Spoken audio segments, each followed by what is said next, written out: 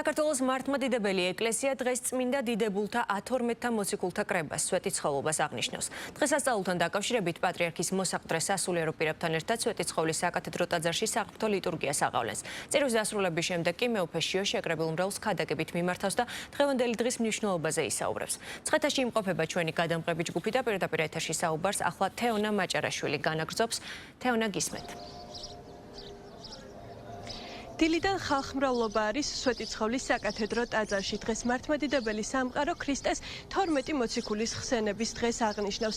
რადგან სვეტიცხოვლის საკათედრო ტაძარი სწორედ მოციქულების სახელზე არის აგებული, ამ დღეს სვეტიცხოვლობადაც მოიხსენიებენ. დღესასწაულთან დაკავშირებით საზეიმო წირვალოცვა საქართველოში მოქმედ ყველა ეკლესია მონასტერში აღევლინება.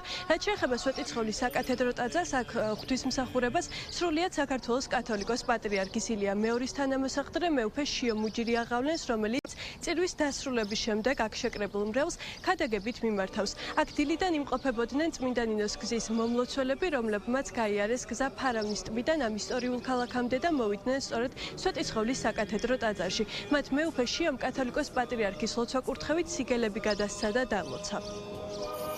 ჩვენი ერი ოდითგანვე, როდესაც გაქრისტიანდა ჩვენი ქვეყანა, მოდის უფლის წყალობით, უფლის მადლით და ძლიერებით დღევანდელ დღემდე 1000 ქართეხილებმა და განსაცდელებმა გადაიარა ჩვენს თავს, მაგრამ ჩვენ ამ დროის განმავლობაში ისე უფლის რწმენით, სასოებით და ლოცვით რაღაცნაირად სულ უძლებით ამ ქართეხილებს და განსაცდელებს და ვიწრთობოდით. ეს ჩვენ 12 მოციქულის სასწაულს ჩვენ ერთმანეთს ულოცავთ, ერთმანეთს ვეხმარებით, თანადგომით, სიყვარულით, ურთიერთგაზიარებით და ეს არის იმის ნიშანი და იმის პირობა, რომ ჩვენ ერთად ვიქნებით, როგორც 12 მოციქული იყო ერთგული ქრისტესი, ასევე ჩვენ ერთგული და ეკლესიისა, ადამიანისა, მეგობრობისა და ეკლესია და საქართველოსი.